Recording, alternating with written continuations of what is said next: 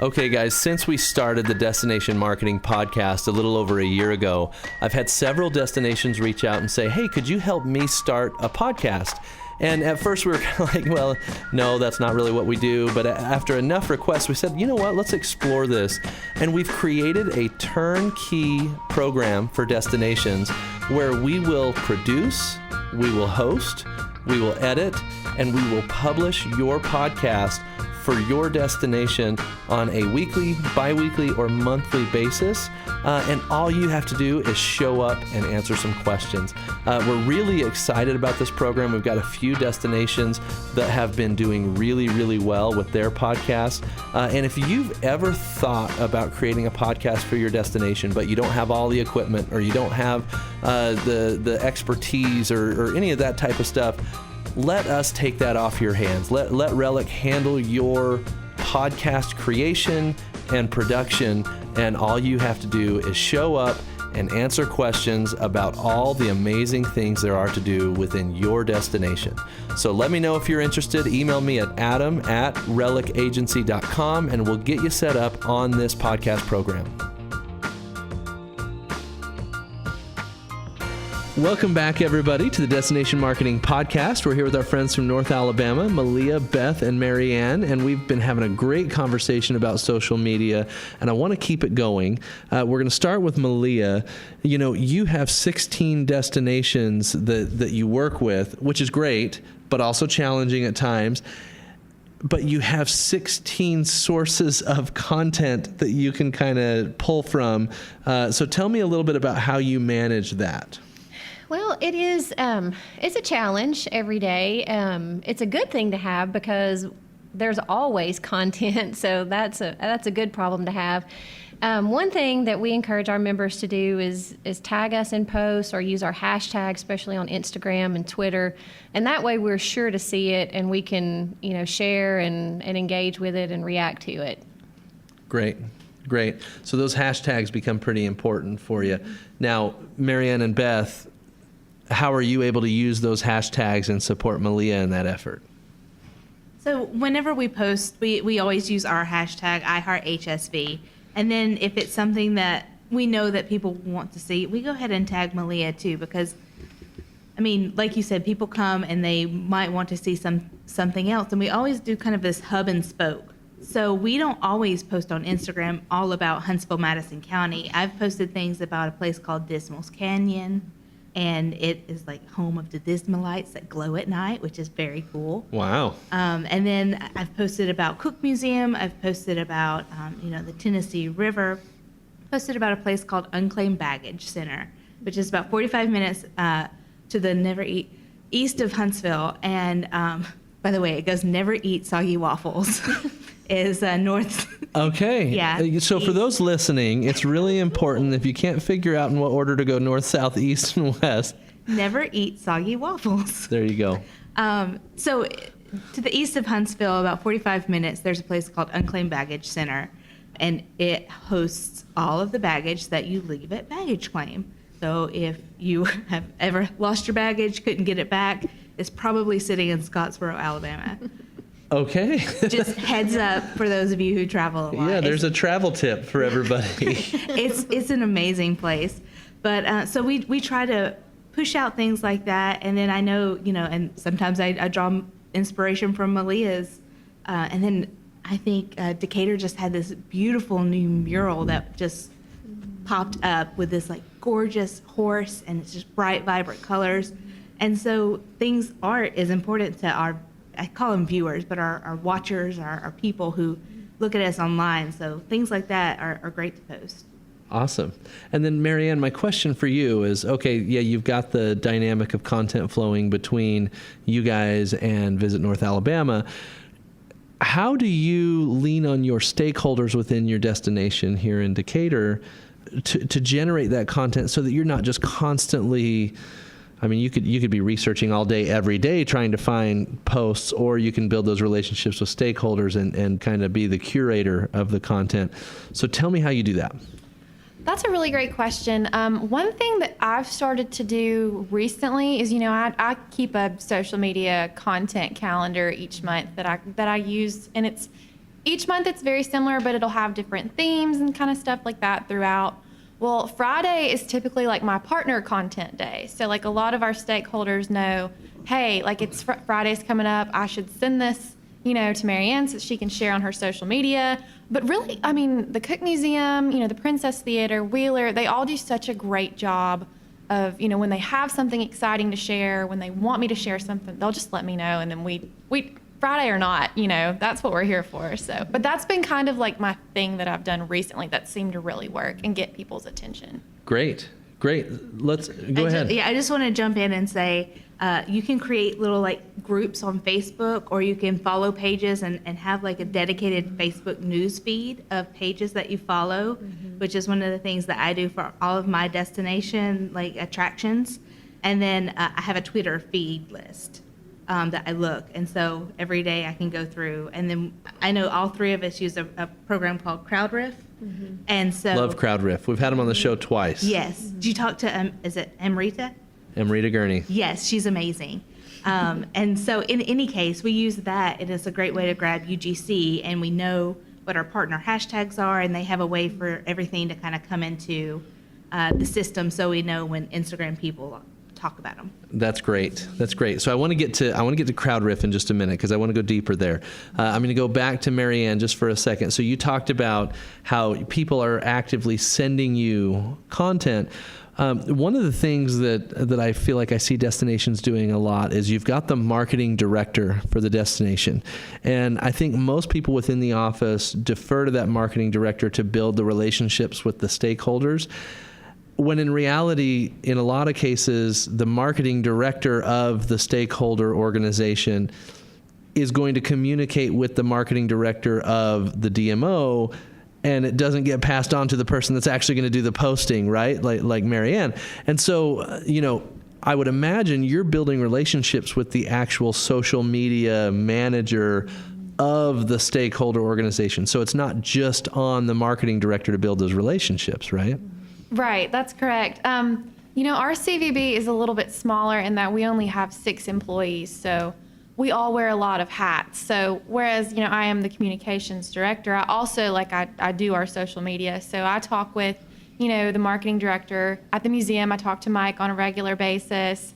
I'm pretty much talking to the princess, every other day. So you're the one building all the relationships. Well, also, everyone in our office has their thing, and we're all so involved, even our hotel relations, our president and CEO, we're all actively involved in what's going on in the community. And that's one thing that I think makes our organization really special, in that we all wear so many hats. So it's really a group effort from our office. So I don't think that there's a single, stakeholder or, partner, for a better word, in our county that doesn't know all of us by name, which is special. Well, and really helpful, right? That everybody in the organization has that relationship, because the other problem is if one person owns those relationships, and let's say they move on to another organization or whatever, well, everybody's starting at scratch. Or you all build the relationships and, you're in a much better place. Mm-hmm. Awesome. Let's talk CrowdRiff. Beth, Okay. Are you ready? Yes, I'm ready. Hit me. So I love CrowdRiff because of the ability to curate that user-generated content, right? So tell me, I want to get a little bit nuts and bolts into your strategy for using CrowdRiff for that. Do you use it for your website, for your social media pages? How do you share the content from CrowdRiff? Let's get a little nuts and bolts here. All of the above. So I usually start my day and I go through CrowdRiff, and what I like to do is I have assets over 75%. I want the pretty pictures in the nicest way. I weed out all of that text. I don't need it. So I go through and I pick out photos. When we were redoing our website a couple of years ago, we've added galleries to it. And as I do blogs of things to do during the fall, or things that you can do during the holidays, there are always so many amazing photos. And so to be able to gather all of those and show, skating in the park is not just for kids, it's for couples, it's for teenagers, it's for little old people who just want to try to skate in the park, and see that hiking this one trail is not just for those really hiking people with their protein packs. Like this child 3 years old is also hiking this trail like barefoot. No, I mean, not necessarily barefoot, but it's family friendly. So to show all of the aspects of an attraction or something like that is great for Crowd Riff, for galleries. Yeah, so outside of Crowd Riff, normally what you have to do is create a photo shoot where you have to pretend that people are participating in these experiences. And I shouldn't say pretend, because if you're doing a good photo shoot, it should correctly represent who's doing what, right? Right. But Crowd Riff is a little bit more credible because it's already happened. Like, this is proof that you can do it, to your point, right? Right. And it's one of those things that we really like to be able to, we can toot our own horn all day, every day.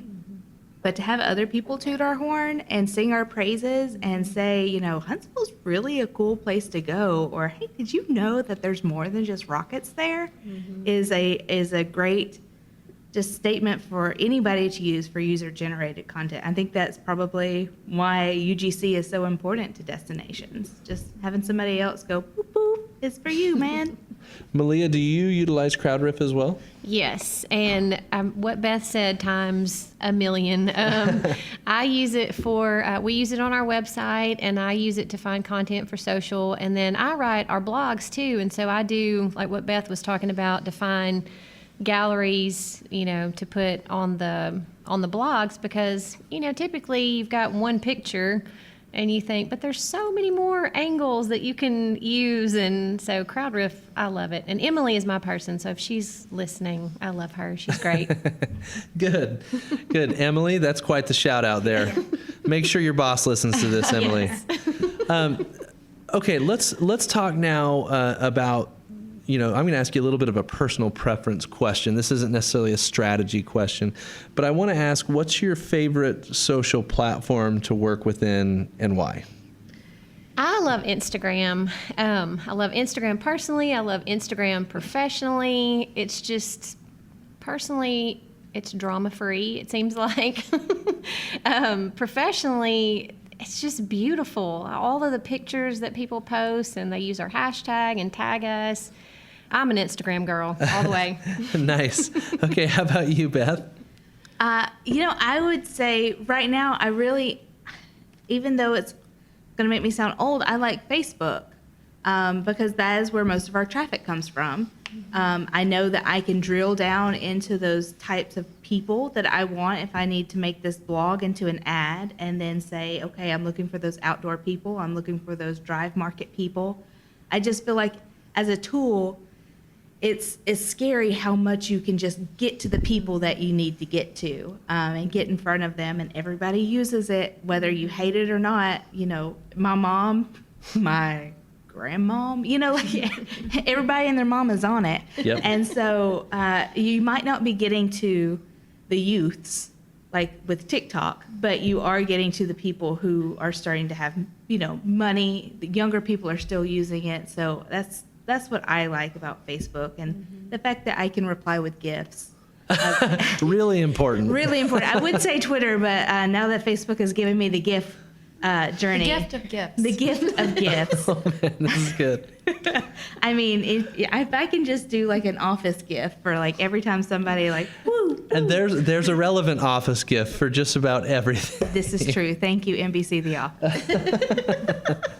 How about you, Marianne? I'm actually with Beth on this one. I personally prefer Instagram because I feel like it's very no nonsense. But when it comes to marketing my organization specifically, Facebook is where it's at. That's where our traffic's at. That's, where people are most interacting with our content. I've just found it to be a little bit more, like, we're really able to get down and like get to those visitors or to those people that we want to see certain things. So I would have to say Facebook as well. So you guys both like Facebook, it sounds like. mostly because of the ability that the data that's available so that you can actually learn from what you're doing and improve on an ongoing basis. Right. And Facebook or Mark, if you're hearing this, if you take Instagram. Mark listens all the time. Good. So yeah. I just want to let you know, if Instagram ever gets the opportunity where I can put a link and it will actually show up Yes. in the caption and people can leave your site or at least just pull it up in a new window, that would be great. I love my link tree. You but getting a little also- tired of link in bio? Yeah. Yeah. I mean, because people want to know more information. People save these great pictures. Let me learn about this cathedral caverns, or let me learn about, this beautiful bridge. But Get it together, Mark. yeah, come on. Yes. Okay. Have any of you tried TikTok? Personally, yes. Here's why I love TikTok. Okay, I know it gets a bad rap, and they are probably spying on me. But here's the deal. There are so many creative people on there, and I get so much creative inspiration from it. It's just this edible content, and you can just scroll through. And the For You page is amazing because it knows exactly what you want to see. I want to see Hamilton. I want to see aquariums that have little penguins that say, "Don't be suspicious. Don't be suspicious." Like I am just, if attractions can find a way to use this in the right way, it can be great for you. However, if you are a destination and, your board's niece, somebody on the board has a niece who says, "You guys need to get on TikTok," and now you're expected to create TikTok content, it's a whole new game. You can't just throw things up there that you would throw up there. You can't just put a picture up there. People spend hours Yep. on this content, and it's a rough game to get in there if you don't know what you're doing. And I mean, sometimes you just got to jump in like a big frog, but I don't think at this point we are ready to jump in like a big frog. Were you going to add something, Marianne? I mean, I personally love TikTok, so I agree with everything Beth said and more. I think that TikTok, the platform is just not quite there as far as destination marketing organizations go. We're not quite ready to dive into that because, like you said, it's a lot of content creation, and there's so much thought and so much time that goes behind TikTok. So, yeah, I mean, I'm excited to see where that platform goes. Hopefully, if it doesn't get deleted off my phone magically by the government, who knows? But yeah, TikTok I think has a lot of potential, and it can be something that we could really use to our advantage in maybe 6 months to a year. So I'll tell you what I think about TikTok, and it's interesting. My opinion has changed recently. One of our clients is a Parade of Homes. It's a home builder association, and they do a big event, the Parade of Homes, every year. And we had one post that we hired an influencer, and from TikTok, they did one post, and we had 1,722 comments on that video. And What was it? Good comments or bad comments? Good. Good, People okay, good. excited about the homes. No, yeah. honestly, I just Oh no, Never that's an know. important question. This video sucks, right? Like that would be bad. But the reason I think TikTok is interesting, and I would challenge destinations that are listening to at least, if you have the budget, make an attempt to figure it out, is that the ability to go viral on TikTok is what the ability to go viral on Facebook 10 years ago was, right? When you were early to the game, you had much more of a chance of going viral, and then all of a sudden it got flooded with content, and there was so much competition that it was harder to go viral, right? And I feel like TikTok offers potential virality that Facebook and Instagram and Twitter can no longer offer. If that makes any sense. That's the one place, and I'm not saying we figured it out by any means. We hired an influencer that already had a following, which maybe that's the way to go instead of trying to nail the organic content side of it. If you can get Yes Theory, which is a big account on TikTok, they call it Yes Theory because they just go. Like if they want to go to a destination, they just go. He Googled one time, what's the least visited destination in the world? Google result pops up, boom, he went. That was on my For You page. Mine too. Well, it's a great video. But, you know, if you can get the right influences to your destination, maybe you don't have to do all that organic content work that it would take, the content creation work that it would take, but leverage someone else's audience. You just have to make sure the audience matches your audience, right? Otherwise, going viral, but it's not relevant, doesn't matter. Right. So anyway, just I think TikTok is an interesting opportunity that somebody is going to figure out, and it would be great to be the one that figures it out. Mm-hmm. And I mean, just saying, like, the videos influence me to be more creative with how I'm like, oh, could I do something similar but not make it TikTok? Yep. I mean, and Instagram Reels, they're trying. They're trying. Yep, absolutely. And I think there's a lot of opportunity with Instagram Reels as well, but I still think you've got the distribution problem on Instagram that you don't have on TikTok, and a completely different audience, right? Well, Marion, let's start with you. I've got a question for you, and nobody has a crystal ball, so none of this is guaranteed. We're not going to hold you to it. In fact, I went to a conference one time, and a huge conference. Guy gives a presentation about how we're just about to be able to advertise on smartwatches. And huge slide presentation, screenshots, all this stuff. I still can't advertise on smartwatches, you know. So, like, it's okay to look into the crystal ball and be a little off too. But using the information that you have, what do you feel like the future looks like for your social media strategy at Decatur? That is a tough question. I guess, you know, personally, I see a lot more, and this is kind of in relation to the current state that we're in, you know, with COVID and everything. I see a lot more virtual events. I see a lot more outdoor activities that we share, a lot more, you know, paid advertising, you know, working with our stakeholders just to make sure that their content is being shared onto our social channels. A lot of what we're doing now, but hopefully there will be new and advanced ways to get that message out. Only time will tell. So we'll see. Yeah, give us a follow at Visit Decatur AL to find out what we're doing. I like it. How about you, Beth? I would say people are going to, especially in the next few months, so people are going to be wanting good news. You are going to find your Facebook feeds, you're going to find Twitter feeds just full of meow, meow, meow, meow. Uh-huh. And as social media people, if you know, we already have to deal with, I don't want to wear a mask. Masks are the devil. Or, mask up. Why are you not wearing a mask? They're very politicized right now. And our country is really divided on a lot of different things. So for you to be able, as a destination, to put out good content, solid content that tells people, here's who we are, here's how we're keeping you safe, here's how you can come and visit us and not feel like you are just a number. You are a person who we are excited to have here, and there are multiple socially distant itineraries that we have provided for you. That is what it's for. I love that, because you're right. Over the next several months, there's not going to be a lot on social media to be excited about or to get excited about, you know? Yeah. And if you can be the voice of positivity, that's great. Yeah, and just keep the politics out of it. Oh, especially for a destination. Oh, yeah, for sure. How about you, Malia?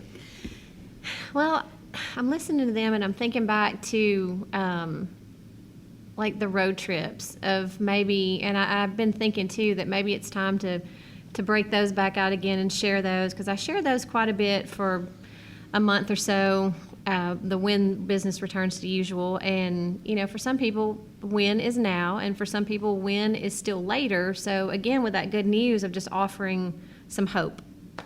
I like it. Okay. Another question that I have for you guys, and I think this one, don't feel too much pressure on this question, but advice for destinations that are listening, that are struggling with what to do with their social media right now, what advice would you give them? I have been taking inspiration from our old Google Analytics. So something that I know that does really well, let me give you a couple of blog ideas. 5 least known spots in your area. New and coming soon restaurants. Where to splurge on dining. Places to get takeout. Where you can eat in the park. Where's the best place to picnic?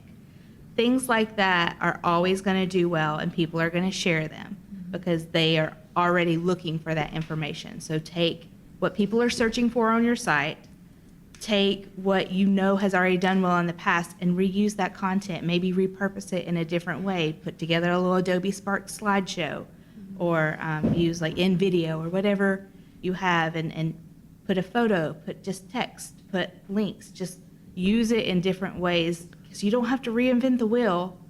You just have to be smart about it. I love that. And I love the idea of using the data. Let the data, because once again, that's listening to the visitor, right? The visitor told you through their actions what they're interested in. Now your job is to create content that matches that activity. I like that.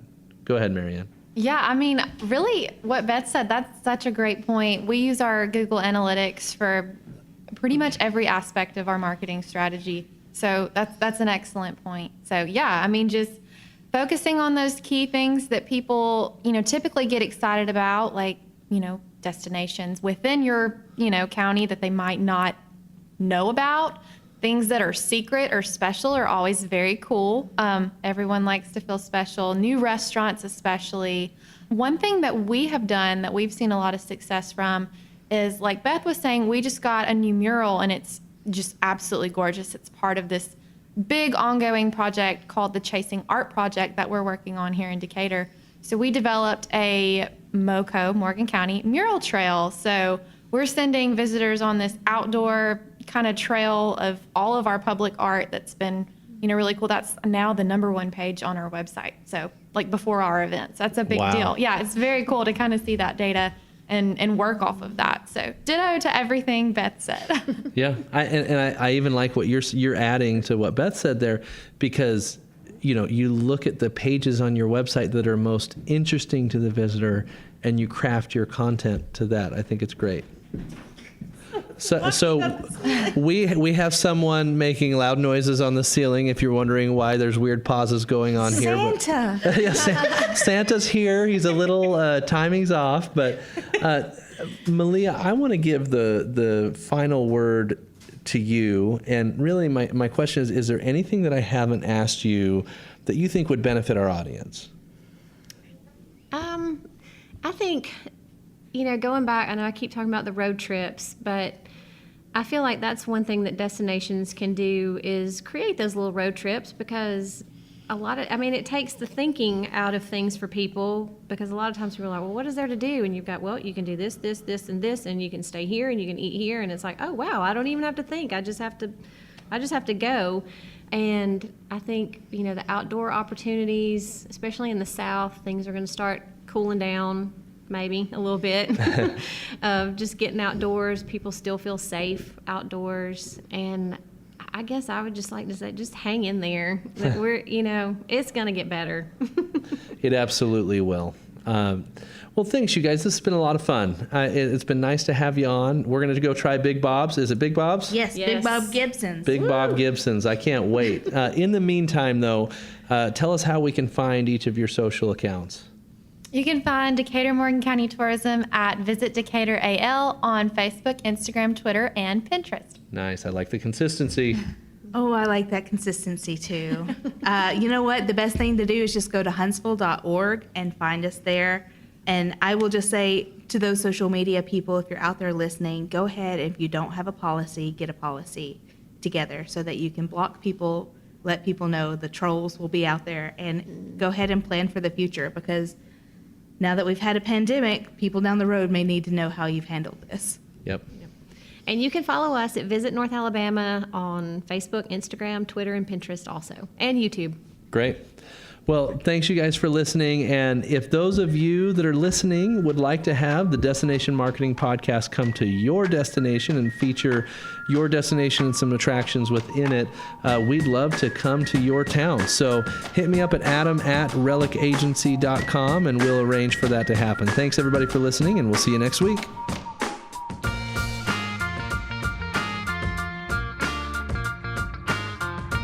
Today's episode is brought to you by Relic. As many of you know, I own an advertising agency called Relic, and we work specifically with tourism destinations. If there's any of you that are struggling with what to do next, or you've tried agencies that don't specialize in tourism, or if you've been using the local flavor for years and years and you're just looking for something new, I would say give us a call. Give us the opportunity to take a look at your plans, see what you're doing. Use our tourism knowledge and industry specialty to examine everything from your brand to your tactical execution and make recommendations of how to help. We'll do that assessment for free. We'll give you those recommendations for free. And if you like what we say, maybe you can hire us to execute on those plans. So kind of a risk-free opportunity to have us take a holistic look at everything you're doing, provide some recommendations, and you can kind of see us in action. If you're interested in having us do something like that, please send me an email directly at adam@relicagency.com. I would love to set that up with my team.